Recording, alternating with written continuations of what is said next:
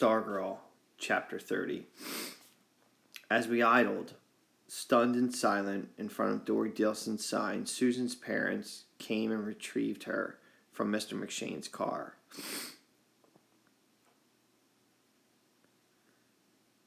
As in all things, they did not appear especially surprised or emotional over what was happening. Susan seemed in a trance. She sat beside me, staring vacantly at the sign through the windshield. Her hand was no longer holding mine. I groped for words, but could not find them. When her parents came, she allowed herself to be led away. As she got out of the car, the silver plate slid from her lap and rang like a dying bell against the asphalt. Her father picked it up.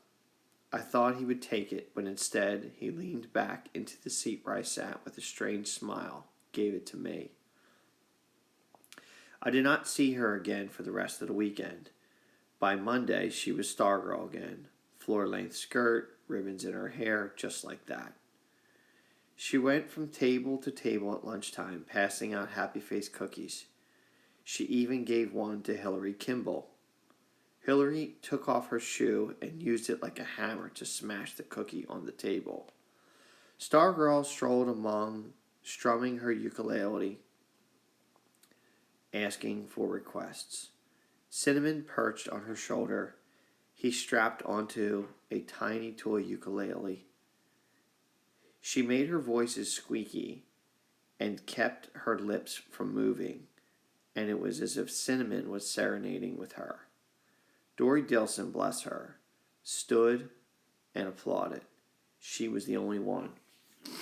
I was too stunned to join her, and too cowardly and angry, and not wanting to show approval for her return to Stargirl. Most of the students didn't even look. They did not even seem to listen. At the bell, as we left the lunchroom, I looked back. The tables were littered with cookies. Walking with her after a school day that day, I said, "I guess you're giving up, huh?" She looked at me. Giving up? On what? On being popular? On being, how could I say it? She smiled. Normal? I shrugged. "Yes," she said firmly. "Yes? I'm answering your question. The answer is yes. I'm giving up on trying to be popular and normal." Her face and body language did not seem to match her words. She looked cheery and perky. So did Cinnamon, perched on her shoulder. "Don't you think maybe you should back off a little?" I said. "Don't come on so strong." She smiled at me, reached out and brushed the tip of my nose with her fingertip. "Because we live in a world of them, right? You told me that once." We stared at each other. She kissed me on the cheek and walked away. She turned and said, "I know you're not going to ask me to the Octello ball. It's okay." She gave me her smile of infinite kindness and understanding, the smile I had seen her aim in so many other needy souls. And in that moment, I hated her.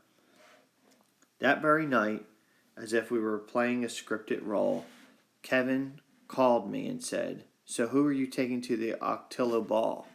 I dodged. "Who are you taking?" "I don't know," he said. "I don't know either." There was a pause on the other end of the line. "Not Stargirl?" "Not necessarily," I said. "You trying to tell me something?" "What would I want to tell you?" "I thought you were too. I thought there was no question." "So why are you asking?" I said, and I hung up. In bed that night, it became more and more uncomfortable as the moonlight crept up my sheet. I did something I had never done before. I pulled down the shade. In my dreams, the old man on the small bench raised a wobbling head and croaked, "How dare you forgive me?" The next morning, there was a new item on the plywood road runner, a sheet of white paper, and atop it said, "Sign here to join the new musical group, the Yuki Dukes. No experience necessary." There were 2 numbered columns for names, 40 in all. By the end of the day, all 40 were filled in with names such as Minnie Mouse, Darth Vader, and the Swamp Thing. The principal's name was on there too, and Wayne Parr and Dory Dilson. "Did you see?" said Kevin. "Someone wrote in Parr's name." We were in the studio control room. It was May, and our hot seats were over for the year, but on some days we still gravitated to the studio after school. I saw, I said. He stepped up to the blank monitor and studied his reflection. So I didn't see your name on the list. Nope. You don't want to be a Yuki Duke? Guess not. We fiddled with the equipment for a while. Kevin walked out onto the stage. He flipped a switch. His mouth moved, but I couldn't hear. I held the soft pad of a headphone against my ear. His voice seemed to come from another world. She's turning goofy again, isn't she? Worse than ever. I stared at him through the glass. I put down the headphone and we walked out. I understood what he was doing. He decided that it was now okay to say bad things about Stargirl. Permission to do so must have come from my behavior. Apparently, the first to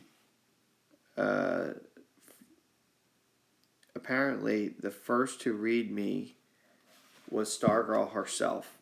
I felt the sting rising from her remark about the Octillo ball. Was it that obvious? Classrooms, hallways, courtyard, lunchroom. Everywhere I went, I heard her disparaged, mocked, and slurred.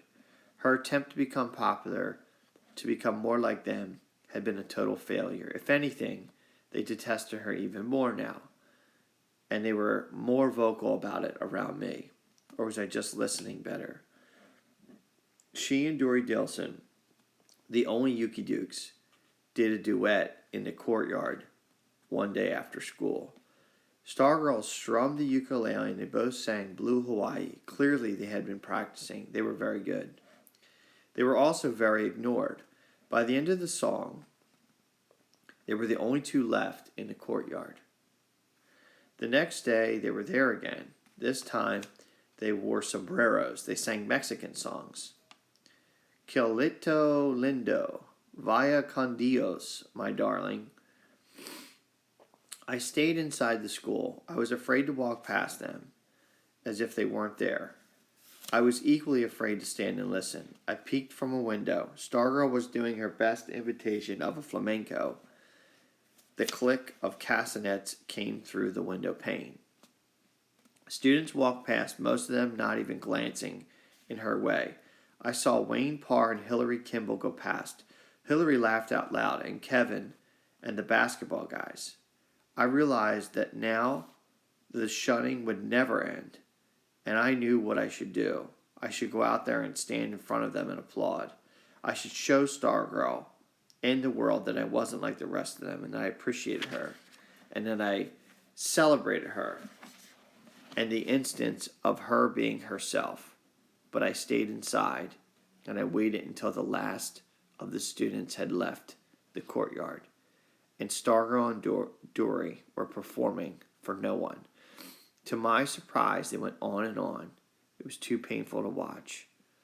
I left school by another door. So here you hear, at the end of chapter 30, character versus society, character versus self. The character versus society is Dory and Stargirl being themselves, performing, not really caring about what people think, and they're very good at what they do. And then you have Leo, the supposed boyfriend of Stargirl, who is allowing himself to be influenced by that society and ignoring someone that he cares very much about for not conforming and for being herself. So, it makes you wonder, how strong was that relationship? And if Stargirl continues to pay Leo no attention, what will happen? Let's continue to chapter 31. As she had predicted, I did not ask her to the Octillo ball. I did not ask anyone. I did not go. She did. The ball took place on Saturday night, late in May, on the tennis courts at the Micah Country Club. When the sunset was down to a faintly glowing ember in the west, and the moon rose over the east. I went forth on my bicycle. I coasted by the club, festooned with the Cantonese lanterns. The ball in the distance looked like a cruise ship at sea. I could not identify individuals, only stirrings of color. Much of it was powder blue. The day after, Wayne Parr said that he had chosen powder blue for his dinner jacket. 3/4 of the boys ordered the same tuxedo. Back and forth I cruised the night beyond the lights. Music reached my ears as random peeps. The desert flowers, so abundant in April, were dying now. I had a notion that they were calling to each other. I cruised for hours. The moon rose into the sky like a lost balloon. Somewhere in the dark shapes, a coyote howled. In the days and weeks that followed, everyone agreed they had never seen anything like it. She arrived in a bicycle sidecar, just big enough for her to sit in. The sidecar had a single outboard wheel. The inboard side was braced to the bike. Everything but the seat of the bike and the sidecar bench was covered in flowers. A 10-foot blanket of flowers trailed the rear fender like a bridal train. Palm fronds flared from the handlebars. It looked like a float in the Rose Parade. Dory Dilson pedaled the bicycle. Eyewitnesses later filled in what I could not see. Parents' cameras flashing, floodlights making the second day as gorgeous couples disembarked from limos and borrowed convertibles and promenade to the festive courts. Showers of applause. Suddenly the flashing stops, the floodlights dim. A hush falls over the crowd. As a particularly long white limo rolls away from the entrance, here comes this 3-wheeled bouquet. The driver, Dory Dilson, wears a tailed white tuxedo and a tall silk hat. But her passenger is who rivets the crowd. Her strapless gown is bright, rich yellow, as if pressed from buttercups. Must be one of those hoop contraptions underneath, for the skirt billows outward from her waist like an upside-down teacup. Her hair was incredible. Descriptions clash. Some say it was the color of honey. Some say strawberries. It fluffs in a meringue high upon her head. It's a wig. No, it's all hers. Both sides are uncertain. Earrings dangle. They are little silver somethings, but what? They are partly obscured by falling ringlets. Many answers are offered. The most popular Monopoly pieces, but will prove this to be wrong.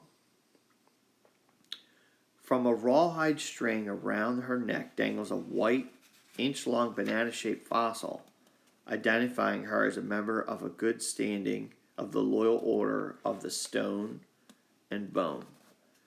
While others wear orchids, the corsage on her waist is a small sunflower, or a huge black-eyed Susan, or some sort of daisy. No one is sure, except for the colors are yellow and black. Before proceeding, she turns back to the bicycle and bends over a small basket hanging from the handlebars. The basket, too, is covered with flowers. She appears to kiss something on it. Then she waves to Dory Dilson. Dory salutes, the bicycle pulls away. People nearby catch a glimpse of tiny cinnamon-colored ears and 2 peppercorn eyes peering out of the basket. Beautiful, unusual, interesting, different, regal. Those words will come later from the parents lining the walk. For now, there are only stairs as she makes her way from the entrance to the ball. Someone recalls a single camera flashing, but that is all. She is no one's child.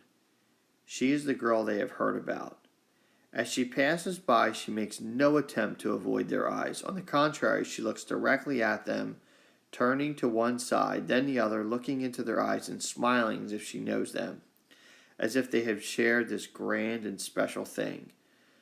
Some turn aside, uneasy in a way they cannot account for. Others feel suddenly empty when her eyes leave theirs. So distracting, so complete, that she is gone before they realize that she had no escort. She was alone, a parade of one. Perched on a bike in the distance, I remember looking up and seeing the torrent of stars we call the Milky Way. I remember wondering if she could see them too, or if they were lost in the light lanterns. The dancing took place in the center tennis court, which had been covered with a portable parquet floor. She did what everyone else did at the ball. She danced. To the music of Guy Greco and the Serenaders, she danced the slow dances and the fast ones. She spread her arms wide and threw back her head and closed her eyes and gave every impression of thoroughly enjoying herself. They did not speak to her, of course, but they could not help looking over their shoulders of their dates. She clapped at the end of each number. She's alone, they keep telling themselves, and surely she danced in no one's arms. Yet somehow that seemed to matter less and less. As the night went on, the clarinet and the coyote call mingled from beyond the lantern light. The magic of their own powder blue jackets and orchids seemed to fade, and it came to them in small sensations that they were more alone than she was. Who was the first to crack? No one knows. Did someone brush against her at the punch table? Pluck a petal from her flower? One was missing. Whisper high? This much is certain. A boy named Raymond Studemacher danced with her. To the student body at large, Raymond Studemacher did not have much substance to trigger the opening of a supermarket door. He belonged to no team or organization. He took part in no school activities. His grades were ordinary. His clothing was ordinary. His face was ordinary. He had no detectable personality. Thin as a minute, he appeared to lack the heft to carry his own name. In fact, when all eyes turned to him on the dance floor, those few who came up with his name those few who came up with a name for him frowned at his white jacket and whispered, Raymond something. And yet there he was, Raymond something, walking right up to her. It came out later that his date had suggested it, and speaking to her. Then they were dancing. Couples steered themselves to get a better look. At the end of the number, he joined her in clapping and returned to his date. He told her the silver earrings looked like little trucks. Tension rose. Boys got antsy. Girls picked at their corsages.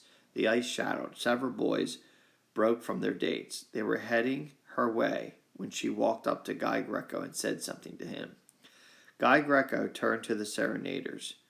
The baton flashed, and out came the sounds of that old teen dance standard, the bunny hop. Within seconds, a long line was sneaking across the dance floor. Stargirl led the way, and suddenly it was December again, and she had the school in her spell. Almost every couple joined in. Hillary Kimball and Wayne Parr did not. The line curled back and forth across the netless tennis courts. Stargirl began to improvise. She flung her arms into a make-believe crowd, like a celebrity on parade. She waggled her fingers at the stars. She churned her fists like an egg beater. Every action echoed down the line behind her. The 3 hops of the bunny came 3 struts of vaudeville vamp, then a penguin waddle, then a tippy-toed priss. Every new move brought laughter from the line. When Guy Greco ended the music, the howls of protest greeted him. He restruck the downbeat. To the delighted squeals, Stargirl led them off the parquet dance floor and onto the other courts. Then through the chain-link fence of the tennis courts altogether. Red carnations and wrist corsages flashed as the line headed onto the practice putting green of the golf course. The line doodled around the holes and in and out of the side pools of lantern light. From the dance floor, it seemed to be more than it was. 100 couples, 200 people, 400 dancing legs. To be single, festive, flowery, a creature, a fabulous millipede. And then there was less to see as the head vanished, and the rest curled in the fringe of the light and followed, like the tail of a powder blue dragon, into the darkness. One girl in Chiffin had a tiff with her date and ran off toward the first tee, calling, "Wait for me!" She looked like a huge mint green moth. Their voices came in clearly from the golf course. The laughing and yelping made a raucous counterpoint to the metronic tock tock tock of the bunny, never-ending hop. Once the light of the quarter moon, they appeared as a silhouette in a domed distant green, like figures dancing in someone's dream. And then, quite suddenly, they were gone. As if the dreamer had awakened, nothing to see, nothing to hear. Someone called, "Hey," after them, but that was all.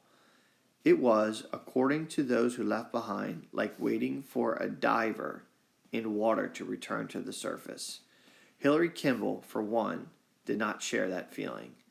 "I came here to dance," she declared. She pulled Wayne Parr along to the headstand and demanded, "Regular music." Guy Greco tilted his head to listen, but the baton did not stop, neither did the band. In fact, as the minutes went by, the music seemed to become louder. Maybe it was an illusion. Maybe the band felt a connection to the dancers. Maybe the farther the line spun into the night, the louder the band would play. Maybe the music was a tether or a kite string. Hillary Kimball dragged Wayne Parr out to the middle of the parquet floor. They slow danced, they fast danced. They even tried old-fashioned jitterbug. Nothing worked. Nothing went with the triple thumping drum beat of the bunny hop itself. Hillary's orchid shed petals as she beat her fist on Wayne Parr's chest. "Do something," she yelled. She ripped the sticks of chewing gum from his pocket. She chewed them furiously. And she split the wad and pressed the gum into her ears. The band played on. Afterward, there were many different guesses as to how long the bunny hoppers were actually gone. Everyone agreed it seemed to be hours. Students stood under the last line of lanterns, their fingers curling through the plastic-coated wire of the fence, peering into the vast blackness, straining for a glimpse, a scrap of sound. All they heard was the call of a coyote. A boy dashed wildly into the darkness. He sauntered back, his blue jacket over his shoulder, laughing. A girl with glitter in her hair shivered. Her bare shoulders shook as if she were cold. She began to cry. Hillary Kimball stalked along the fence, clenching and unclenching her fists. She could not seem to stand still. When the call finally came, "They're back, they're back!" It was from a lone watcher on the far end. 100 kids. Only Hillary Kimball stayed behind and turned and raced down 8 tennis courts, pastel skirts flapping like stampeding flamencos. The fence buckled outward as they slammed into it. They strained to see. Light barely trickled over the crusted earth beyond the fence. This was the desert side. Where? And then you could hear hoops and yahoos out there, somewhere clashing with the music. And then there, a flash of yellow, Stargirl leaping from the shadows. The rest followed out of the darkness, a long powdered blue, many-heading birthing. Hop, hop, hop. They were still smack on beat. If anything, they seemed more energized than before. They were fresh. Their eyes sparkled into lantern light. Many of the girls wore browning, half-dead flowers in their hair. Stargirl led them along the outside of the fence. Those inside got a lineup of their own and hopped along. Guy Greco struck the downbeat for the 3 final times. Hop, hop, hop. And the 2 lines collided. at the gate in the frenzy of hugs and shrieks and kisses. Shortly after, serenaders gratefully played Stardust. Hillary Kimball walked up to Stargirl and said, "You ruined everything," and slapped her. The crowd grew instantly still. Two girls stood facing each other for a long minute. Those nearby saw Hillary's shoulders and eyes flinching, as if she was waiting to be struck in reply. And in fact, when Stargirl finally moved, Hillary winced and shut her eyes. But it was lips that touched her, not the palm of a hand. Stargirl kissed her gently on the cheek and was gone by the time Hillary opened her eyes. Dory Dilson was waiting. Stargirl seemed to float down the promenade in her buttercup gown. She climbed into the sidecar, the flowered bicycle, and rolled off into the night. And that was the last any of us ever saw of her.